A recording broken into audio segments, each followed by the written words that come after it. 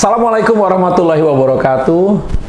Berjumpa lagi di kelas menulis Benny Arnas, dan materi kali ini sepertinya sudah lama ditunggu karena sebelumnya dari materi pertama sampai materi kelima kelas menulis kita membahas tentang persiapan menulis atau pre-writing. Sebagian besar kita bicara tentang membaca, tentang kekuatan imajinasi, serta hal-hal lainnya terkait persiapan sebelum masuk ke dalam praktik menulis.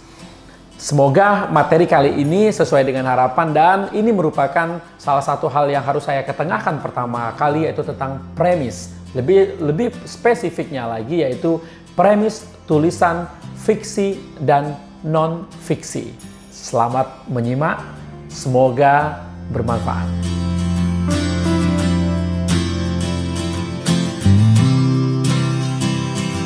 Premis merupakan istilah yang sangat populer dalam dunia kepenulisan, terutama fiksi dan skenario. Sifat premis adalah menunjukkan adanya pergerakan atau perubahan dari nol ke bernilai, dari kain menjadi pakaian, dari daratan ke pulau tujuan, dari kehampaan ke kegembiraan, dari goresan pensil menjadi gambar warna-warni, dari skets rumah hingga menjadi tempat tinggal yang melindungi penghuninya dari terik matahari dan hujan lebat. Artinya, premis pada dasarnya tidak hanya ada atau diterapkan dalam dunia teks sebagai sebuah rancangan yang memuat objek, komponen yang membangun gerakannya, dan perkiraan seperti apa tampilan akhirnya. Karya di berbagai bidang memiliki premis, meskipun mungkin dalam istilah yang berbeda-beda. Sebagaimana penjahit membuat pola untuk menghasilkan baju, arsitek membuat sub-drawing untuk sebagai dasar membangun gedung, dan pelukis membuat skets sebelum mengaplikasikan cat di atas kanvas. Jadi, premis dalam menulis adalah rancangan dasar tulisan yang menggambarkan jalannya tulisan secara menyeluruh. Karena fungsi penting premis untuk menampilkan pergerakan dan perubahan yang terjadi dalam tulisan, maka kondisi objek utama dengan visinya dan benturan antara upaya mewujudkan visi dengan objek lain atau lingkungannya adalah hal-hal yang wajib hadir dalam premis. Dalam konteks ini, yang pertama, kita akan membicarakan tentang premis tulisan non-fiksi. Jadi, ada 5 elemen yang harus ada dalam premis tulisan non-fiksi. Yang pertama, kondisi awal objek utama. Yang kedua, visi. Yang ketiga, cara mewujudkan visi. Yang keempat, hambatan mewujudkan visi. Yang kelima, resolusi. Kehadiran kelima elemen tersebut akan membuat teks memiliki struktur dan bergerak. Keberadaan struktur akan membuatnya teratur, sementara kebergerakan akan membuatnya menarik dan nyaman dibaca. Untuk membuat materi ini menjadi lebih praktis dan mudah dipahami, mari kita aplikasikan premis tersebut ke dalam contoh-contohnya. Peserta didik, baik di sekolah maupun perguruan tinggi, sangat ingin memelihara semangat belajar di masa pandemi dengan cara mengikuti pembelajaran jarak jauh berbasis internet atau daring. Tapi menemukan hambatan karena sebagian dari mereka tidak memiliki ponsel dan tidak mampu membeli paket data. Penyaluran bantuan kuota internet kepada yang membutuhkan oleh pemerintah adalah solusinya. Itu adalah salah satu contoh premis tulisan non-fiksi. Anda bisa mengembangkannya ke dalam bentuk artikel, esai, atau feature. Perhatikan, premis tersebut memuat elemen-elemen yang membuatnya hadir sebagai rancangan karya yang lengkap, yang membantu penulisnya untuk melihat masa depan tulisannya. Mari kita periksa premis tersebut. Kondisi awal objek utama, peserta didik di seluruh Indonesia di era pandemi. Visi, memelihara semangat belajar. Cara mewujudkan visi mengikuti pembelajaran daring. Hambatannya, tidak semua mampu membeli paket data internet. Solusinya, penyaluran bantuan kuota internet kepada yang membutuhkan oleh pemerintah. Untuk tema dan model tulisan non-fiksi yang lain, Anda tinggal mengaplikasikan cara pembuatan premis seperti di atas dengan gaya penulisan yang disesuaikan. Anda bisa membuat premis dalam urutan poin per poin, bentuk tabel, atau langsung dalam bentuk pernyataan. Anda bisa memilih cara yang menurut Anda paling mudah. Pada prinsipnya sama saja, tapi untuk membuatnya sesuai dengan sifat keberceritaan, beberapa elemen mengalami pergantian istilah seperti objek utama menjadi tokoh utama, visi menjadi keinginan, dan resolusi menjadi kondisi akhir. Mari kita aplikasikan ke dalam contoh. Maryam, 50 tahun, janda yang oleh keluarga dan lingkungan sekitar acap diragukan kapasitasnya sebagai single parent, ingin menjungkir balikkan keraguan tersebut dengan cara menyekolahkan anaknya hingga sarjana. Tapi menemukan hambatan karena anaknya justru tak ingin kuliah dan memilih menjadi pelukis. Akhirnya, setelah melalui perseteruan panjang, sang ibu mendukung pilihan sang anak.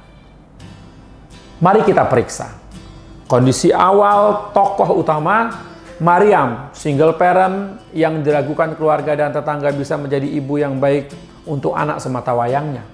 Keinginan, menjungkir balikkan tuduhan tersebut. Caranya, menjadikan anaknya sarjana. Hambatannya, anaknya tidak ingin kuliah, tapi ingin jadi seniman.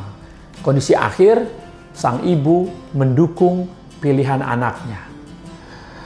Untuk mengunci cerita, Anda bisa menambahkan kalimat, anaknya menjadi pelukis terkenal dan kaya raya.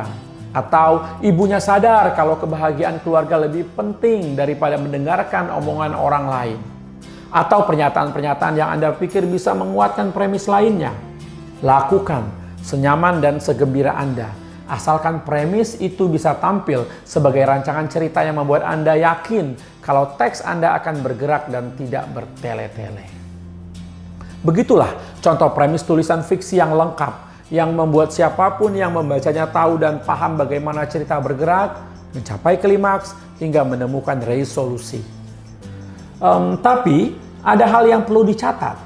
Pada beberapa versi, premis fiksi tidak memasukkan unsur kondisi akhir, sehingga premis tadi bisa saja hanya berbunyi, Maryam, 50 tahun, janda yang oleh keluarga dan lingkungan sekitar acap diragukan kapasitasnya sebagai single parent, ingin menjungkir balikkan keraguan tersebut dengan cara menyekolahkan anaknya hingga sarjana.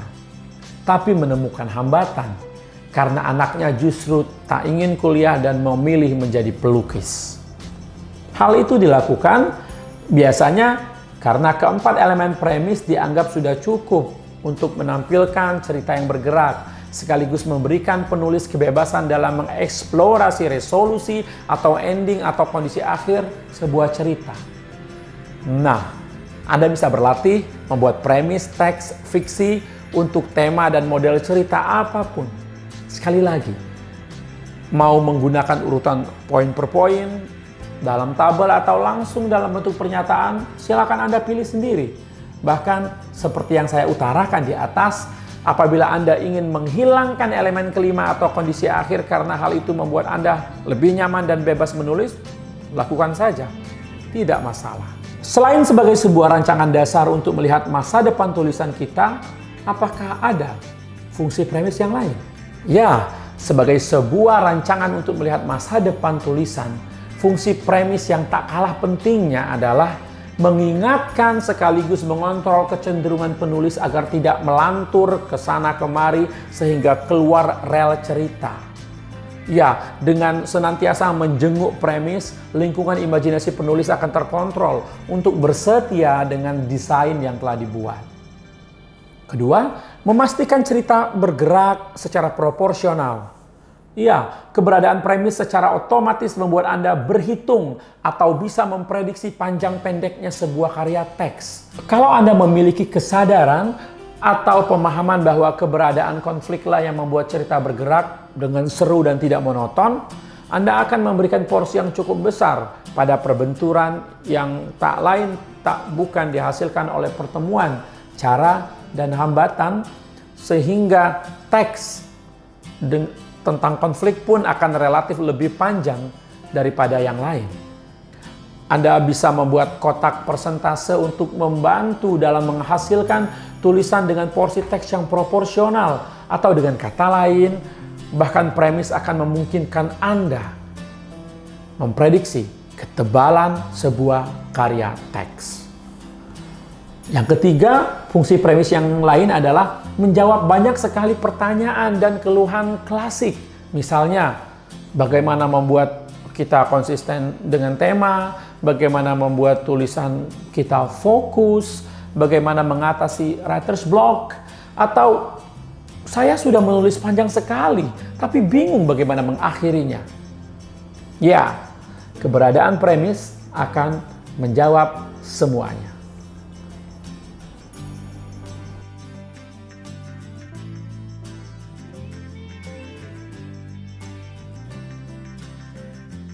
Demikianlah materi premis pada kelas menulis kali ini. Semoga materi ini bisa membuat Anda menghasilkan premis yang baik dan benar, yang menarik baik dalam tulisan fiksi dan non-fiksi. Karena selain Anda sudah tahu caranya, karena Anda juga sudah memahami begitu banyak fungsi-fungsi premis. Ada 3 fungsi premis yang tadi saya ketengahkan yang sebenarnya memiliki luar biasa manfaat, sehingga tulisan kita bukan hanya akan bergerak, bukan hanya akan menampakkan perubahan, tapi juga terkontrol. Demikianlah, semoga kelas menulis materi premis pada kesempatan kali ini memberikan manfaat bagi proses kreatif kepenulisan kita semua. Dan apabila memang dirasa bermanfaat, semoga rekan-rekan tidak berkeberatan untuk menyebarkan konten positif ini. Salam.